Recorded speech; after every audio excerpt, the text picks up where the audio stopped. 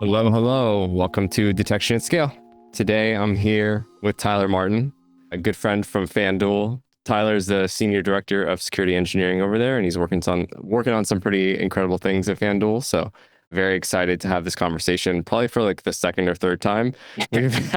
We've tried multiple times to record, and third time is the charm. So Tyler, how are you doing, sir? Good, man. Good to see you again. Pleasure to be here again. Third time's a charm. So hopefully we'll get it right this time. Yeah, well, it's a lot easier over Zoom than trying to do it at Black Hat On the floor. It's on the floor. Yeah, it was a nice idea. And we still have the footage, but unfortunately the audio didn't make it from the conference. So Subtitles only, I guess. yeah. Well, Tyler, tell us how you got here today. What are you working on at FanDuel? What are you excited about right now? Yeah, interesting story, I guess. From the Navy career, transitioning into healthcare, like really wanted to be in security. I always had a passion for it, and I always had a hard time. I think this was sort of during the era in the early 2000s where security was just like really hard to get into for whatever reason. To some degree, it still is now. But funny enough, I was a Java developer and was absolutely terrible at my job and ended up, unfortunately, enumerating a database. I was working for a healthcare organization at the time, and we were working on a cool new sort of exploratory product selling durable medical equipment. And I had a really easy job, and it was to just kind of deliver this nice modal window to pop up to get more details and just absolutely enumerated the entire database. And from that, it was just like, oh, this is great.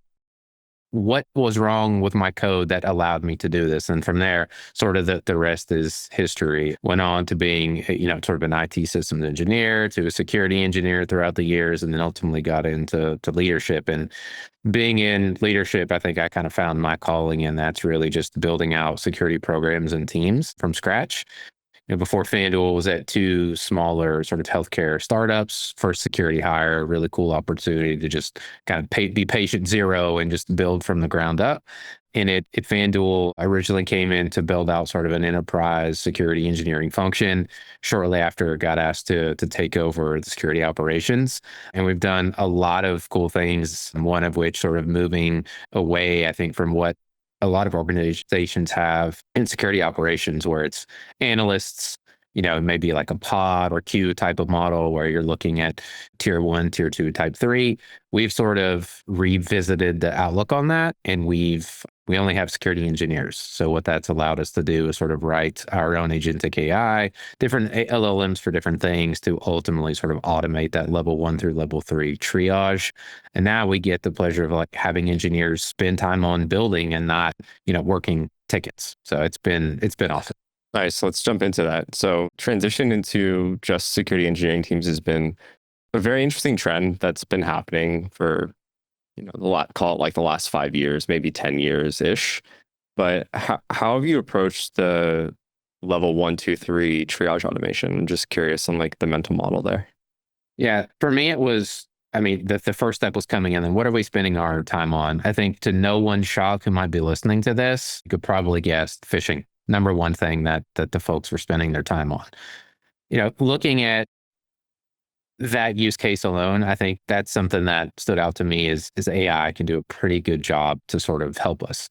Again, I think the goal here was never to like offload this entirely, but if we can sort of augment and maybe reduce the ticket volume, let's see what we can do there. And that's exactly what we did. Our first foray into this was we built a phishing LLM. We had various detections. We had various detections as code already in place. So essentially, like we had a good foundation to go off of on already. We just needed sort of the automation, the validation, and in some cases, some verification of like, did the user actually click on this? But did it hit their inbox? Did they open it? Once they opened it, did they actually click on something? Turns out we have all the signal on telemetry on all of those events anyway. Why not feed that to an LLM? Have some agentic AI sitting on top of that, and then from there, like let's free up some time. So that's ultimately what we did. We like acronyms, so we kind of called it something cool, and it's SAGE, Security Analysis and Guided Escalation. Exactly what it sounds like there. And it was actually so successful that we have a few others now that we're working on. But yeah, it was awesome to kind of take that from like, what's the problem, walk through how do we get there, and then we have a team of really smart people, so it's just been very fruitful for us. Where do you find that the human interaction starts and ends in this like new world? Because I think before it'd be like, well, the human's looking at the alert, the human's deciding XYZ, but how has that shifted in this model? For us, we kind of started with kind of like a bronze, silver, gold type of phase. And, starting at bronze, that's definitely what you described as the manual process. So we still want a human in the loop to look at this, validate, oh, yes, this is maybe some additional context that we need to add. No ticket closures are happening, anything like that. We then sort of moved to more of what we would call like the silver approach. There's automated closures, but maybe there's still some manual intervention to sort of tie some things together, maybe aggregate an action or an event to an action, et cetera, et cetera. And then ultimately getting to the final stage is gold, being full autonomous triage. So at that point, every step of the way through that journey, it was like, well, what are we prompting on, or what context are we having to provide that's actually missing? And then from there, since we have the engineers that are sort of our core builders for this, they were able to either, we're using a RAG model for this. So they were able to add in some additional connections to outside tools, things like our email provider, all that good stuff to get more of the signal there, and then ultimately get to that gold full autonomous triage mode. And I assume this is scalable into other use cases. You Absolutely. Phishing, but like what are the other ways? Account takeover, phishing, and then ultimately sort of, we don't have a cool name for this one, but sort of our incident response bot. I think for us, we very scrappy in how we built it. I think now we're realizing, oh, there's probably some better ways and more efficient ways that we can do this. So it doesn't help that technology, especially AI, is changing, weekly at this point, if not daily. So I think we want to evaluate our strategy around using A to A, and definitely MCP is at play here now where before it wasn't. So I think there's still a lot of things that we're ultimately trying to figure out. But from day one, the idea was sort of build once, deploy anywhere, and keep being able to scale and scale. And I think we've done a pretty good job in the sense of we have enough repeatable patterns that we can keep adding on. So some examples that I could give you is, I think some of that we talked just over lunch actually at Black Hat before we were ever even recording, was we were kind of riffing on the idea of context. And I think the use case was like impossible travel. Also probably a big ticket volume for maybe some organizations and security operations teams. It would be great if we could sort of enrich that with, okay, well, if a team is using a system to enter tickets to get approval on travel, or connecting an LM to your IDP directly, kind of in that level of enrichment to give it those additional contexts, we've been able to build our LLMs in such a way that we just keep adding on additional connectors to give that additional context. And then ultimately, I think we're at the point now where it's, yes, we've had a impossible travel fire, but we know that that's maybe a false positive. We also maybe have some true positives where, let's say Jack is at FanDuel, Jack is traveling, but Jack is supposed to be where he is. He actually put in a ticket that's approved. So it's a true positive, benign. We're able to automate all of those things entirely, whereas before, or maybe if we hadn't built it with those patterns, we wouldn't be able to just quickly add on these additional connections to get our level of enrichment that we need to make those automated decisions. It's a pretty incredible world we're moving into, right? Just being able to give agents the same tools that analysts have. Talk a little bit about the interface to the agents. So how does the team interact with them? Right now, it is not pretty. There's nothing pretty about what we do. I think we were more focused on sort of the outcomes, but I think, one that I can share that's actually pretty slick is we just interact through Slack. So our incident response automation that we have, through a few simple commands, it will automatically spin up a channel, invite the relevant people. It will kick off the template. It will spin up a Zoom bridge. It will turn on the recording of the Zoom bridge and sort of the AI summary there.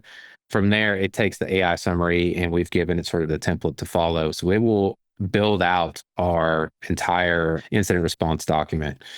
And from there, once we close the bridge, the document will be populated. And then from there, we actually run our post-incident reviews based off all of the automations that took place, as well as getting context in the Slack channel of sort of, the minute by minute sort of updates if things are flying in.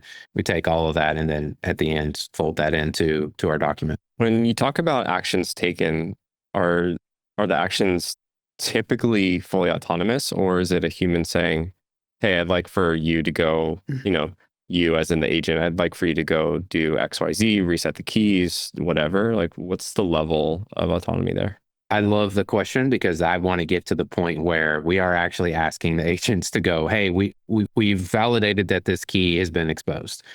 Go rotate it. Right now, it's more, I would say, conversational between the incident commander and the incident responder versus or a technical responder in some cases. So, let's say we need help from platform engineering. Someone from the platform engineering team is going to join the call, and it's a manual action of like, hey, person, can you please go rotate this key? So it captures all of that. And funny enough, we've had sort of an unintended outcome of this, which I find incredibly beneficial, is that for our post-incident review process, we typically have all these action items that weren't necessarily on security operations team to go do or execute on. It was all these stakeholders or other teams, platform engineering, application, whoever, right? And those were just getting missed, or maybe we forgot the person's name because we were sort of in the thick of things. We don't have those same woes anymore because as part of the unintended side effect of capturing all this information, it automatically assigned and sort of tagged them. We use Confluence, tagged them in Confluence with the task at hand. And then from there, all the person has to do is just sort of mark complete or not. So I can recall, a period of time in joining where we had, I don't know, call it anywhere from 30 to 70 PIRs that still maybe had missing action items to sort of follow up on. I mean, we've cut that down by like 90%. I think it's very rare now where a PIR document doesn't get created where we've actually feel like we've missed something. From the perspective of context, let's talk a little bit about that. So obviously agents need a lot of context to do their jobs well. What's been your approach for encoding the organizational team nuance into the agents? Yeah, we're not where we want to be just yet, but I think for me, it's the idea of a persona, right? So we use Jack. Jack is the CTO of Panther, and as such, Jack inherently has X, Y, and Z permissions. He's a part of these. We use everything from email to maybe security groups to you name it, and it's building sort of that persona of who Jack is, what his role is, what he has access to, but also what we call more of user behavior analytics as well. So this is what Jack does on a normal day. We also know if he's working from home, this is typically his access patterns, maybe some time ranges around that versus if he's in the office, or maybe also if he's traveling, he's not accessing the same things. I think ultimately, starting at the IDP, but also codifying that level of context is, I can't exaggerate how important that is to then ultimately be enriching any subsequent action that you might want to automate or let an agent do. If you don't have that level of context about the person, I don't think you're ultimately going to get the outcome that you're looking for.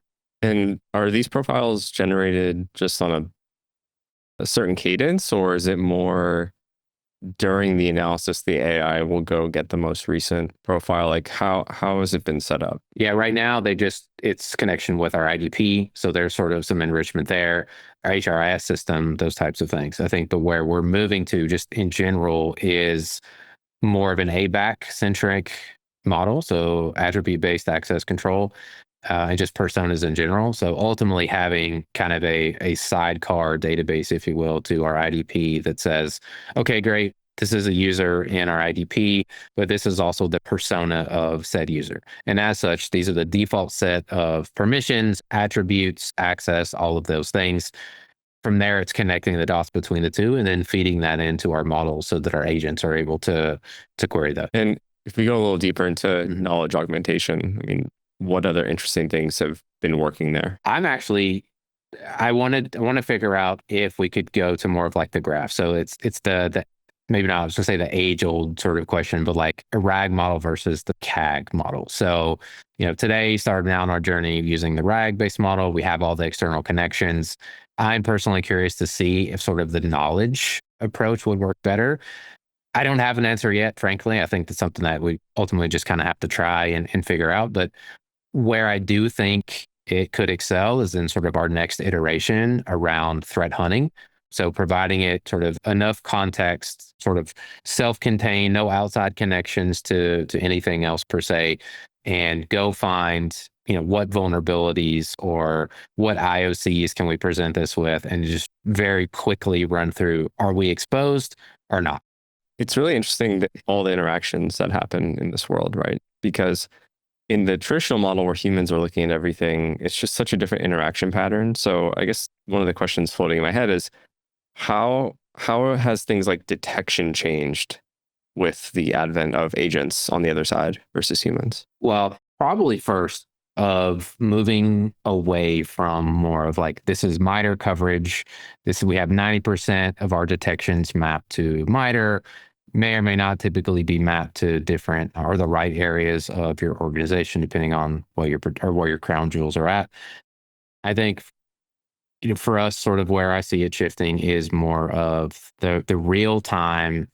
Am I vulnerable? So if we talk about maybe using the CAG model versus the RAG model, let's say we're doing a threat hunt and we do get a hit. So are there any IOCs present, right? Using NLP to our agent, the agent deconstructs that, and the CAG model runs out through our environment and says, yes, there is an IOC. I think where I see the shift is traditionally, instead of having to go maybe pivot into another platform, writing a detection rule, in our case, a Sigma rule, right? Pushing that then through our CI/CD pipelines. Ultimately, now it's a codified detection to actually more of like a real time, maybe even call it like a query of, okay, we have the results. Now I want to go write a detection rule for that using NLP. It does all the rest on our behalf. Not there yet, but that's kind of where I see us going very quickly. So less about spend time developing rules against the threat model and a little bit more of like exploration with agents and then creation. Explorations and creation, but also automating the manual pieces that is our CI/CD pipelines and codifying those detections. I think it's proven that an agent can do that on our behalf and follow change management processes at the same time. Yeah, I mean, even just the time savings of writing in whatever language it is, what you said, Sigma, I mean, it's fairly well understood how Sigma is constructed, and there's tons of examples. And with that comes the ability for agents to be quite successful in that realm. Right. But then also the other side of it too, right, is around sort of that detection efficacy. So what I see a lot of teams often get sort of trapped in is they have a really good set of maybe detection coverage. Their detection catalog is very robust, but this is kind of how I would describe it or think about detections in general is it's like a control. Typically, you don't have a control unless there's a risk, right? If you don't have a risk, you shouldn't have a control. Why? You have to maintain that control. You have to test the control, right? And ultimately, there's the efficacy piece of it. I think what I see is a lot of times detection engineering teams or security operations teams, they have detections for a point in time. And maybe that risk is no longer present in the organization, or, maybe it was just sort of a one-time thing. And often that just builds up, which then you get sort of this messy, sort of disorganized detection catalog. For me, less is more. I would rather quickly be able to write a detection rule that we actually need. And then from there, if we don't, like, okay, maybe it doesn't need to be pushed all the way to production. Maybe it's sort of like a just-in-time type of thing where, more, like I said, more of a query-based type of detection than actually something that's codified in production that we're building automations and rules against if we do get a result. Generally, I love that line, less is more detection. 100% agree. The interesting pattern I'm noticing is we don't really need to emphasize as much around noise reduction though anymore with agents, right? Because in a way, having more signal is kind of like a little bit more of assurance, right? We can say like, okay, we're able to look at more signal that's generated because we don't have humans in that first tier, right? I think it ultimately is good, is like a net positive overall, as long as it isn't wasteful. right? Because we are paying for inference, which is a new thing to think about. And we want to optimize that. We have to optimize the data that we're putting in, and security logs are big.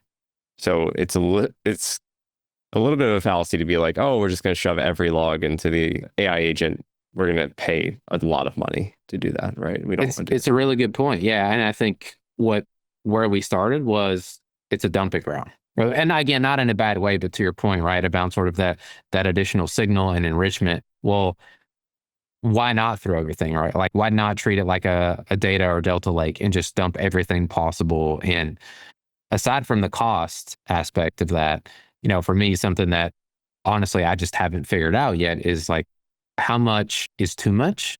And are we at risk from maybe, dare I say, poisoning the model with details that aren't necessarily, or context or signal that isn't relevant to what we're doing?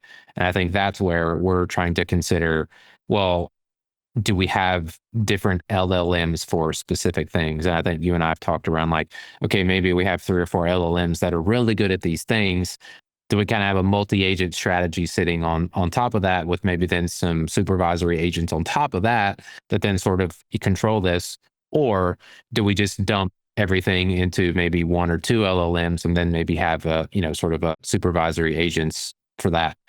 I don't know to date which is a better answer. I think we're just sort of learning as we go, but you definitely bring up a good point of, we don't have the same risks as too much noise or burnout because you're just sifting through all of these logs. In fact, you want more of that than we ever have. But what's the trade-off, and what's sort of that threshold where you maybe should not consider just dumping in more and more and more? Well, you certainly are right on the context rot. It is a big problem. I like that, context rot. That's a term. It's like an actual thing. I like it. There's actually a really good video that I think it was Chroma, if you know Chroma DB, the vector search company. They have a really good video on context rot. And then a lot of folks have just been talking about the new mental model for an L as like, you have a finite window of data and the ordering really matters. So how do you optimize that as much as possible for clarity and the right level of context? I always say like the right breadth and depth is so important with agent development, and especially with logs, because it's so easy to say, here's the last 50 alerts, here's the last 100 events. It's like, well, now you've used the entire context window and now the model has no idea what you're supposed to be doing anymore because you've put too much in. Yeah. So what's your take on how to maybe balance that? Yeah. I mean, we've been developing, we've been developing our AI agent for Triage for, the last year. And we've learned a ton about things like skills, for example. So did you see the Anthropic skills thing that came out yesterday? Yeah. So that's not impressed, by the way. Yeah, seriously. Like that and Haiku 4.5, like a lot of these things are really new. But the skills pattern is something we'd actually built. It wasn't called that. We called it instructors. But the basic idea is that it's specialized prompts that you only need in certain situations. So in the SecOps context, I'm analyzing CloudTrail. There's all these little nuances to CloudTrail, like which fields and how the structure evolves based on the system that you're logging. So all of those little nuances can get put into skills now. And that's a really effective way of managing the context and the attention. The other thing too is I find that agents tend to be the most effective workflow, because in AI development, there's a lot of different ways you can design your agents. It could be a workflow. It could be this like fan out model. You can do the consensus-based model where you're saying, oh, well, I want to feed this same question into 5 different foundation models. And then I want to take the best answer, the most common answer, right? So there's all these patterns, but we just keep coming back to agents because agents tend to be the best at just problem solving, because in SecOps, the thing that is really hard about the job is it's so gray. It's very much a investigative. We have to find evidence. We have to use I think it's called like probabilistic reasoning, right? Of the models. Like that's really where LLMs are filling this gap. We've had a scale problem in SecOps on human judgment, and LLMs start to fill that gap. And I think I agree, right? Like when you sort of think of it from that perspective, then I think you can back into what are the types of agents we want? What are the types of instructions? And like where in the life cycle are they do they fit the best? So anyway. And now with what skills? Yes. Which skills, which data, like what do you need? What information does it need to see that your analysts are seeing? And then even thinking about it totally different, because LLMs can just have so much context to where it's more than a human. But if you put too much, like a human, it will lose track. However, the amount of context an LLM can pay attention to at once is still significantly higher than a human. So it's very similar in how you think about the thought process, but the capabilities are vastly different. So in a lot of ways, it just takes evaling to figure this out. Like, it's been a huge emphasis of ours for the last few months is how do we make sure when our agents are doing a task, it will follow this, not so much the exact instructions, because we don't want it to be just a playbook, because then it's not super interesting or effective, or it won't. Then you've just really created an automation rule at that point. There's nothing else about it, right? Exactly. Right. So you want to give it like the right level of instruction, and then you want to let it kind of cook in a lot of ways. And I don't know if so Jackie Bow, she's a security engineer at Anthropic. She gave a really nice talk at B-Sides, I think it was this year, about just the idea of like letting the model problem solve. And this is just good agent design in general. Like if you read Anthropic's docs, which are amazing, by the way, they always talk about this idea of like, give the model really well-defined tools and don't try to bias it too much on exact steps, and like, give it a goal and let it go. And just get out of its way. Yeah. And I find that works the best in SecOps, because SecOps is so investigative and you really can't know ahead of time what the workflow is going to be. That's right. Yeah.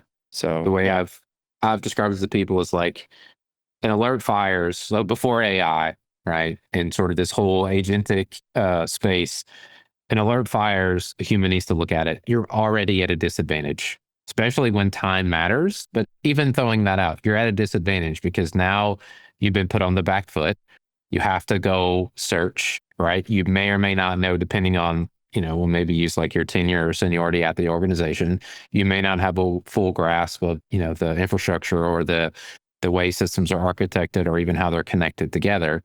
So you're truly going almost from a negative, whereas we've now let agents sort of say, don't worry, I got your back. Let me bring all this to the forefront and arm you with that knowledge. And now, human, go do what you're best at, which is making that determination, or maybe assisting the agent in making that determination of what do I need to do next. But just bringing all that information to the forefront. Like, how do you quantify that? That's something that I get asked all the time, right? Like, well, what gains or what efficiencies have you seen? And sure, I can talk about the decrease in tickets, the MTTDs, right? Mean time to detect or mean time to respond. We have, varying degrees of, I would say, shrinkage in those SLAs and SLOs, but it's more than that. How do you actually quantify when something immediately hits, having all of that information at your fingertips for an engineer or analyst to just say, okay, great, I know what I need to do next. The challenge also is humans have a lot of like short-term context about the organization. It is really hard to give that to a model in a structured way. Someone replied to my last Substack, which was really just about this concept of how do we just give models as much information as possible. And I talk about this concept of like an organization profile. So we built this feature because it just felt like the right thing to do in a lot of ways. And I was trying to solve a problem for a customer. And the whole idea is it's just effectively like a hints file that is all about your org or your team, but doesn't have to be excruciating detail. It could just be, we are FanDuel. We're a company based in, this country, and this is our headquarters, and this is what we do. And obviously there's going to be a lot of that information potentially in the model already.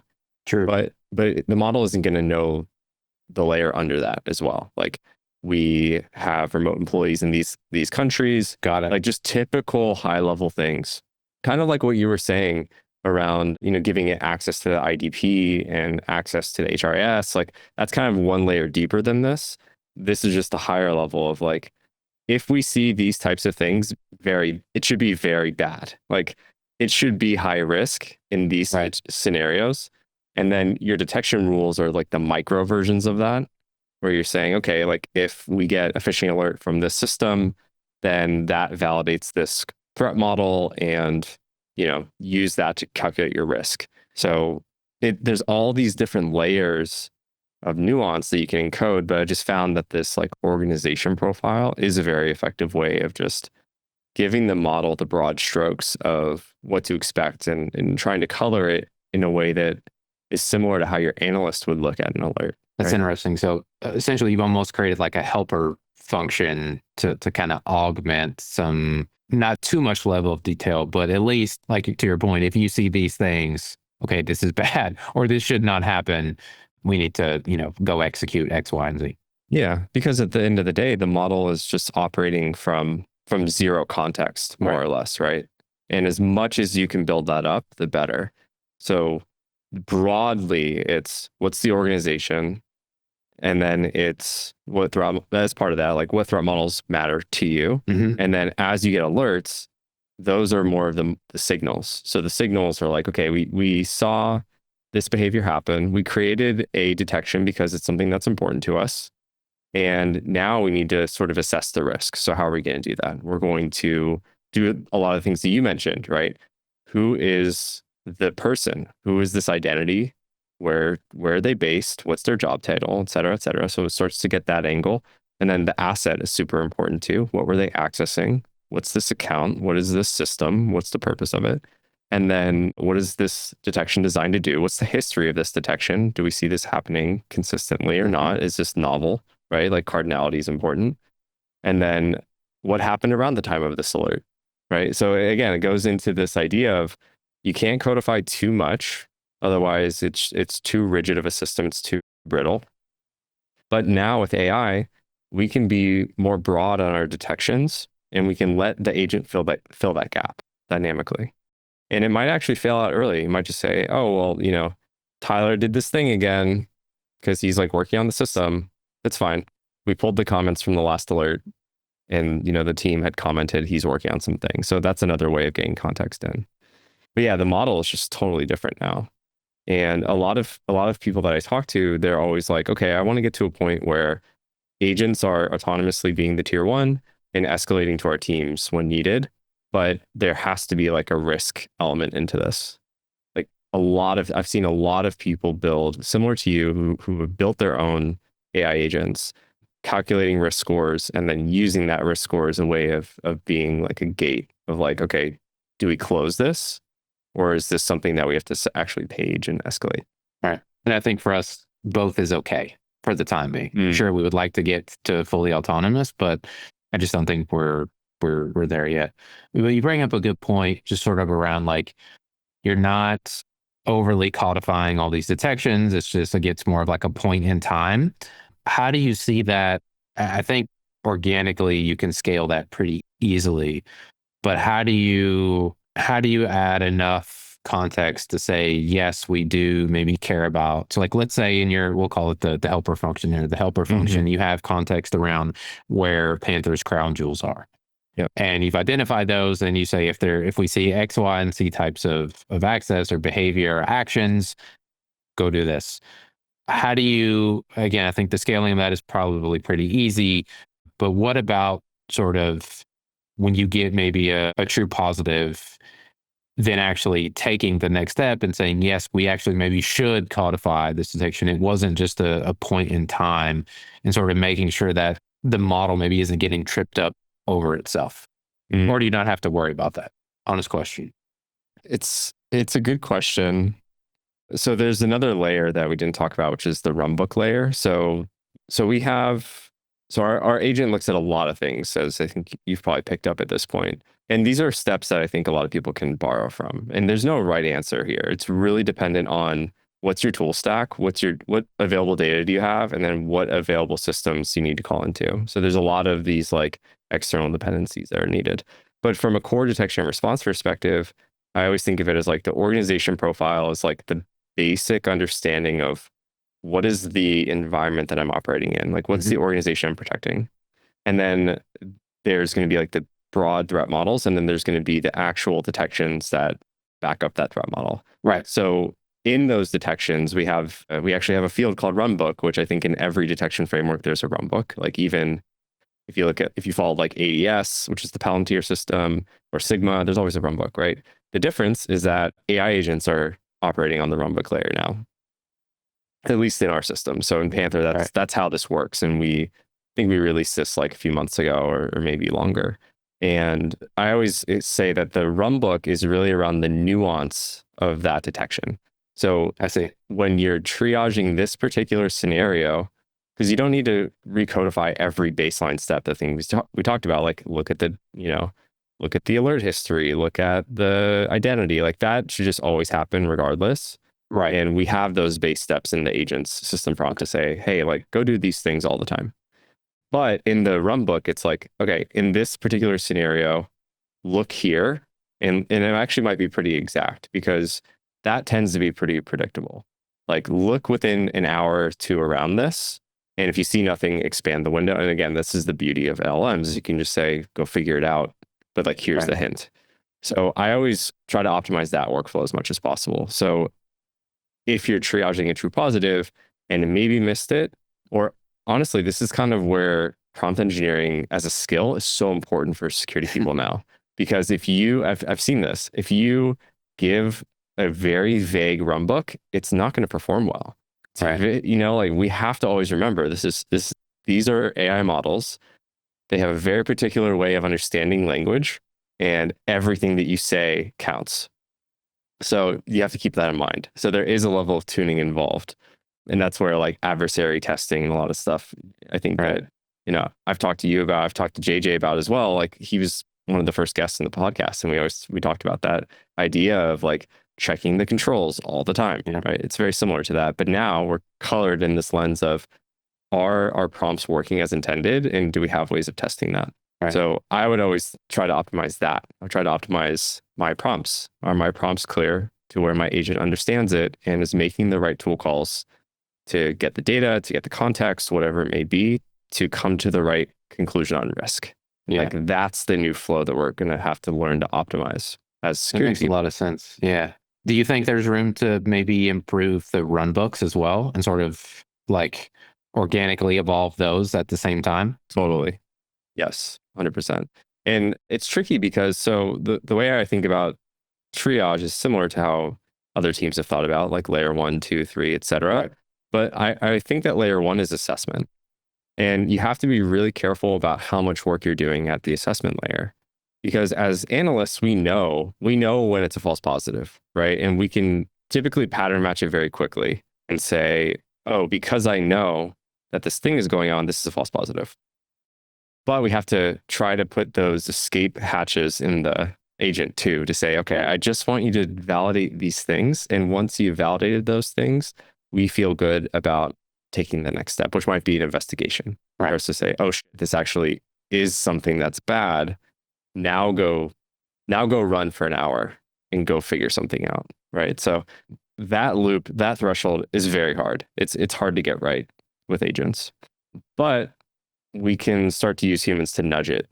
Right. So if we're really good at assessment, and then it's like this escalation thing we talked about, that's a pretty great world. Because if you take away the assessment, that's 15 to 30 minutes every alert. So you've already saved such a massive amount of time.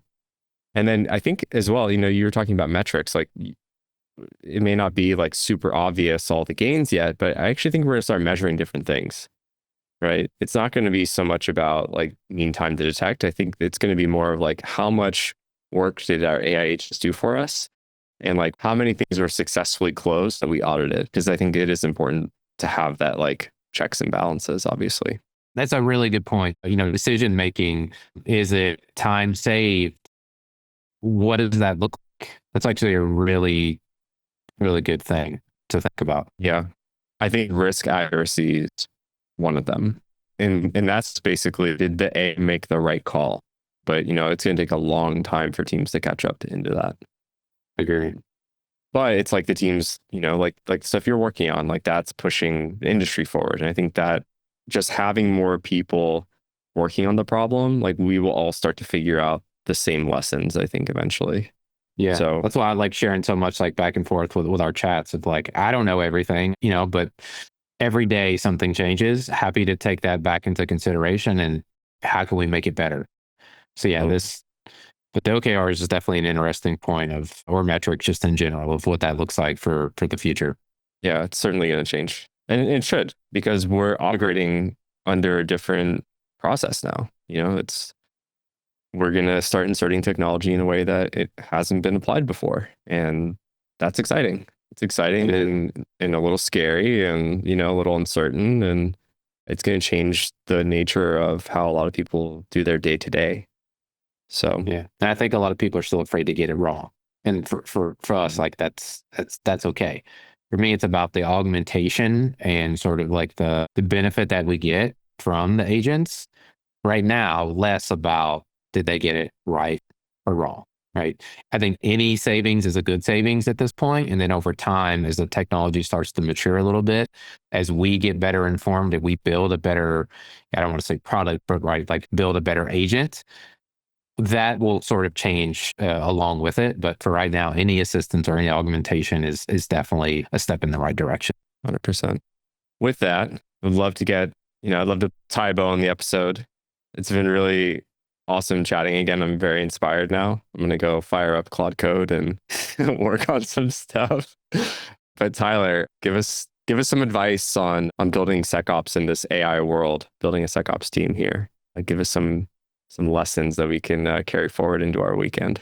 Don't know if I'm the right person to ask for that, but I would say is, you said this, Anthropic, white papers and documentation, like absolutely fantastic. So if you're listening, anybody at Anthropic, shout out to you. Like very well written. It has helped me immensely. I know a lot of folks read it, especially at FanDuel, but don't be afraid to just sort of like, to just try and get started. Obviously, like MCP is still evolving more than anything. Like, yes, you kind of can shoot yourself in the foot, but just be careful what you put in it, right? Just non-sensitive information, try, experiment around, obviously have a goal in mind. But I think this is way beyond the co-pilots of the world. And what you're starting to see is, products just adding AI features. Like really think about what maybe your teams are spending a lot of time on that's just very daunting and manual, and see if you could come up with some automation to actually help them. If anything, go out and just aggregate information together, display that to the human, and then let them make a more informed decision that's faster. Start there. You can't go wrong. Thank you, sir. Pleasure talking with you again. Until next time.